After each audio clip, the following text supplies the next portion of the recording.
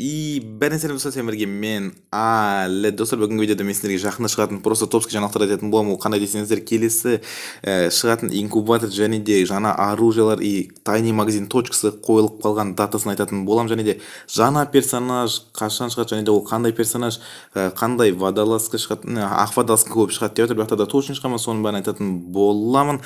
Видеоның соңына дейін қарағанда тірке лайкын басып біз бастаймыз. Ең бірінші достар, айта кетейін, жаңа оружие қосады. Оның аты М21. түріне қараса енді АВМ ба сондай бір нәрсеге ұқсайды. Енді негізі естуім бойынша бұл СКС пен АН94-тің қосындысы деген нәрсені естіп жатырмын. Бірақ та білмеймін, скоросты нормально, ал уроны АН94-тен алынған ба сондай бір нәрсе естуім үшін солай. Ал екінші автомат бізде парафал. Парафал дейтін автомат түріне қарасам негізі Скар мен МП5-тің қосындысына ұқсайды. Түріне қарап тұрсаңыздар Скар сияқты негізінде былайынан.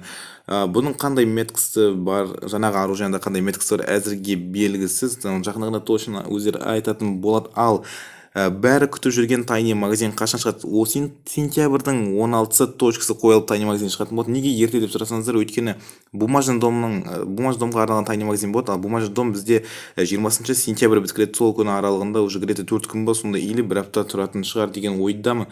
Сол уақыттарда және де жаңа персонаж. Ол қандай персонаж деп ойласаңыздар, Джай дейтін жаңа персонаж. Оны наборы простой набор, қатты әдемі емес, маған ұнап тұрған жоқ қатты, бірақ үстіндегісі нормальный сияқты. Ал қандай көмектесетінін әзірге ешкім білмейді.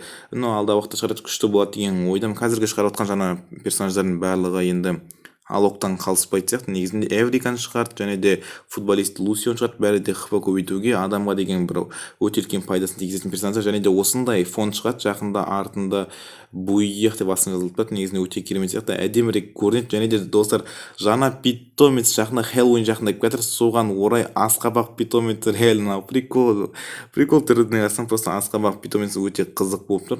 Нормально. Және де оған қоса тағы да персонаж шығады. Ол персонаждың аты Пункин. Ал жаңағы асқабақтың атын точно білмеймін, негізінде аты бар, ұмытып қалып тұрмын. Ал мына персонаждың аты Пункин түріне қараса құндыз ба сондай бір нәрсе. Прикольно, негізі құндыз бар сияқты.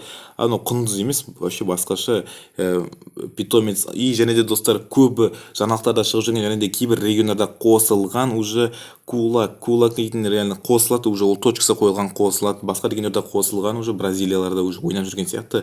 Бұның қандай көмегі бар әзірге белгісіз. Және де келесі инкубатор бізде осы инкубатор, оны мен арнайы видео шығарған болатынмын.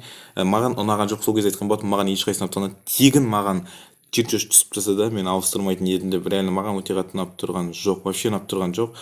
Негізінде қатты әдемі емес, вообще ұнап тұрған, шынында да вообще ұнап тұрған жоқ. Кімге ұнайтынын да білмеймін. И және де көбі күтіп тұрған осы видеоның атынан көргенде ақ водолазканы точно қосамын. Негізінде менің ойлауым бойынша ол фотошоп сияқты ол көрінеді. Бірақ та Free Fire кулакты қосып қойғанда енді ақ водолазканы шығару қиын емес деген ойдамын. Ақ водолазка негізінде өте әдемі, просто четкий көрінеді. Кейбір ақ шаштармен вообще просто топский болып көрінеді. Free Fire бұны шығарса мен вообще одан әрі жақсы көріп кететін болармын. Мынаны енді ақ водолазка шығарса түсіруге барынша талпынатын едім. Бүгінге осы достар, сендерге дайындаған жаңалықтарым осы. Ұнаса лайктарыңызды бассам, сіздерге қайсысы ең қатты өзіңізге жақын болды, қай автомат ұнады ма, немесе тайный магазиннің датасы үшін осы видеоға кірдіңіздер ма, ақ водолазка үшін кірдіңіздер ма, немесе не үшін кірдіңіздер, сонда комментарий жаза кетеміз. Сіздермен бірге мен әлі давайте.